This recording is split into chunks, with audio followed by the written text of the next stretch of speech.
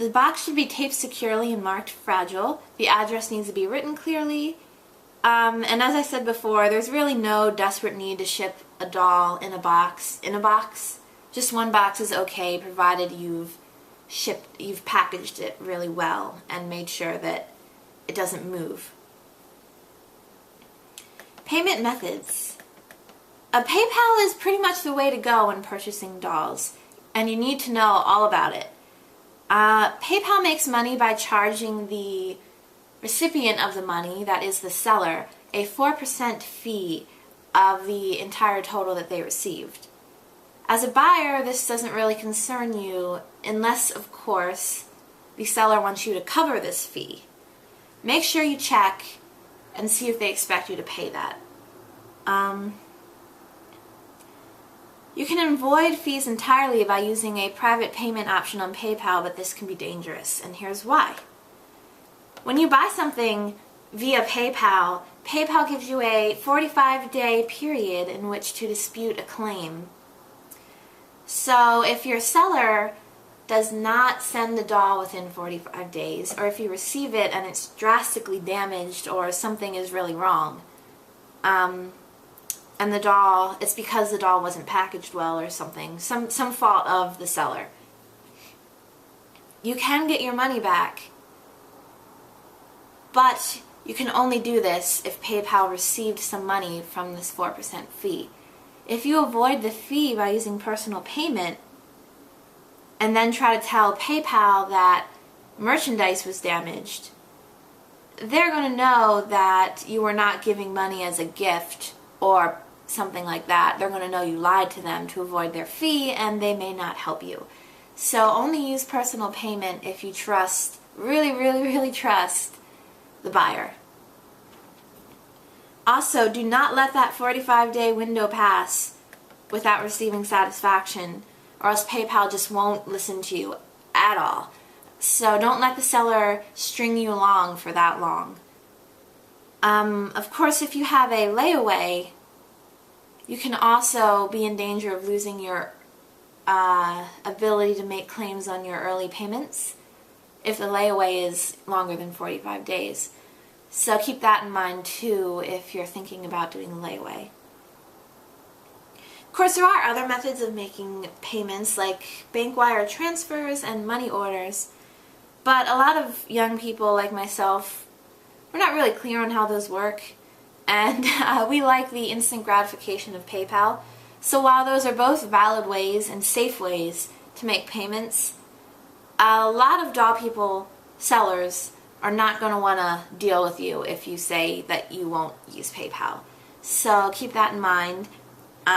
If you're serious about the hobby, you might want to consider getting a PayPal and learning all of the stuff about it.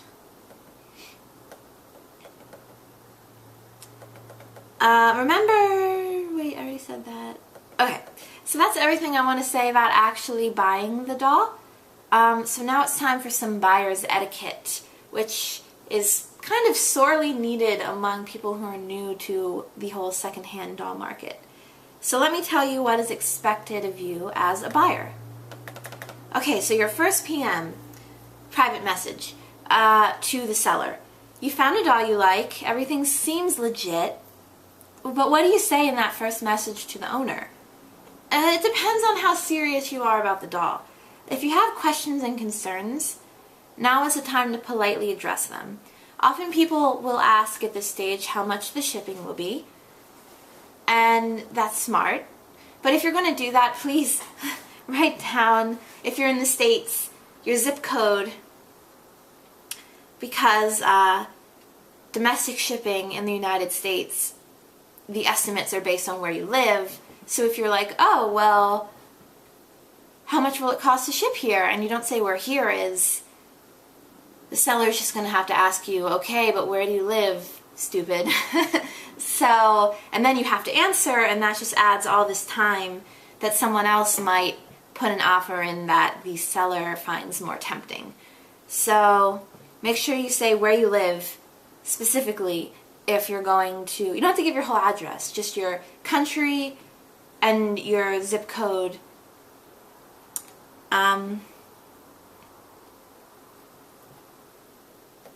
You may want more pictures or information than what is available in the listing, and that's fine, but don't ask for a ton of things from the seller if you don't have a very, very serious consideration to buy the doll cat. Otherwise, you make the seller jump through hoops, and then you're like, oh, you know, on second thought, never mind, and that's just really annoying. So if you're going to ask for stuff, really be interested. Make sure at this stage you're polite and that you don't make any demands. The seller has all of the power right now, and they can deny you a sale just because they don't like your tone or they think you seem flaky, etc. So strive for a good impression at this point. It's also good to ask if the doll is still available at this stage. Sometimes a seller will immediately have a line of people who want their doll, and it makes it less awkward for them to tell you if you're not the first in line, if you've asked if the doll is available. Otherwise, they have to be like, that's already been sold. It's just kind of a etiquette thing. This is also the time to haggle, but be careful. If a seller specifically states that they are not interested in trades, splits, layaways, or haggling, please honor their request. A lot of people will think, oh, well, it says no splits on the listing, but the worst she can do is say no, right? Yeah, but they already said no.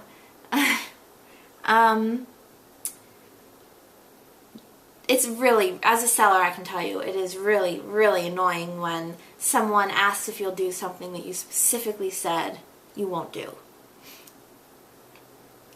As for haggling, tread carefully. One time I was buying this doll, and the seller wanted it for basically new price, and I was thinking, why would I not just buy it new? So I asked them to cut $60 from the price. Note this was an SD, so that wasn't as huge of a chunk of the purchase as it might have been for an MSD or a Tiny. And they agreed because it was a reasonable offer. But if I had asked to knock like $200 off the price, that would be insulting, and they might just not want to deal with me anymore at all from that point. So when you're haggling, don't go too nuts. So at this stage, avoid any definite promises to buy the doll unless you're really sure you're going to do it. Because if you say you're going to buy the doll and then back off and say, oh, I changed my mind, the seller has the right to mark you as a flaky buyer on your feedback. And then other people are going to be less likely to deal with you. The rule of thumb is, if you ask for their PayPal address or say in any way you are going to buy this doll and then back out, you are a flake. Even if you have a legit reason, like you made the listing last night and then right afterwards you had a fender bender and you need the money. The seller has no way of knowing if you're lying. And if you do that, you're going to get negative feedback. So tread carefully. If you back out without saying those things, then the seller can't complain about it. So your second PM, at this point, the buyer's given you a shipping quote, has answered your concerns, and now you need to either ask for the seller's PayPal address or back out gracefully and politely. So then you make the payment. It's best to pay the person as soon as possible. It builds confidence in the seller, and it makes them feel pressure to ship the doll out quicker, which is good for you. If you dawdle about giving the payment, they feel perfectly comfortable dawdling about shipping the doll out. So you want to put that pressure on them to treat you well by treating them well, and if you pay them quickly, you'll be likely to see a more positive feeling to their feedback. Okay, so receiving the doll. A good seller will let you know when they've shipped the doll, and a good buyer will let the seller know when they've received it. take a look at your doll, make sure she is as advertised. If not, you need to discuss it with the seller and see if you can work something out between the two of you. It's important that if you have an issue, you make it within a day or two of receiving the doll. Otherwise, the seller really doesn't have a need to honor them. Now, always leave feedback when you buy and sell. Always. Be honest. If you had a good transaction, say good things. If you had a bad transaction, do not be afraid to say bad things. Because if you don't, you're putting the next person who wants to do business with them at risk. So please, please, if you have a bad transaction, say it. And I don't mean say, oh, this person is a terrible, mean person and they suck. No, you have to say, they shipped the doll and it had damage that was not advertised, it wasn't shipped properly, without making personal attacks at the person. Just state the facts. I know lots of people who have told me that they just don't leave feedback at all if they had a bad transaction. But that is bad.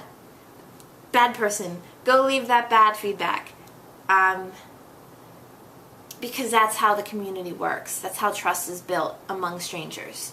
So, just one more time I'm going to say it. Leave honest feedback. Say what you experienced and what you want to say, good or bad. And that is all. Next time I'll give you tips on selling your dolls. And in the middle though, there might be a video about Den of Angels. I want to address some questions about that forum. So, yes, that is all. Thank you for listening, and have a good one. Bye!